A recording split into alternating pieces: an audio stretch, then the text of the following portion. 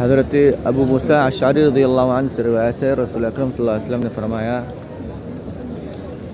جنت میں کچھ ایسے بالا خانے ہیں، یعنی ایسے کمرے ہیں جس کا اندر سے باہر کا حصہ اور باہر سے اندر کا حصہ دکھے گا۔ وہ ایسے لوگوں کے لیے تیار کیے گئے ہیں جو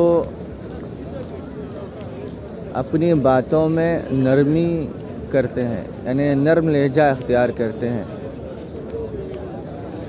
اور دوسرا فرمایا دوسروں کو کھانا کھلاتے ہیں، یعنی اطعموا الطعام، کھانا کھلانا، دوسروں کو کھانا کھلاتے ہیں، دوسروں کو مہمان نوازی کرتے ہیں، اکرام کرتے ہیں، ان کے لیے فرمایا۔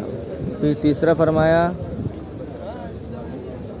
کثرت سے سنت نوافل روزے رکھتے ہیں، نفل روزے رکھتے ہیں، ان کے لیے۔ پھر چوتھا فرمایا ان کے لیے جو صلاۃ تہجد کی نماز پڑھتے ہیں، اس وقت دنیا سوئی ہوئی ہوتی ہے، گہری نیند میں ہوتی ہے، اس وقت اللہ کو یاد کر کے نمازیں پڑھتے ہیں، ان کے لیے فرمایا۔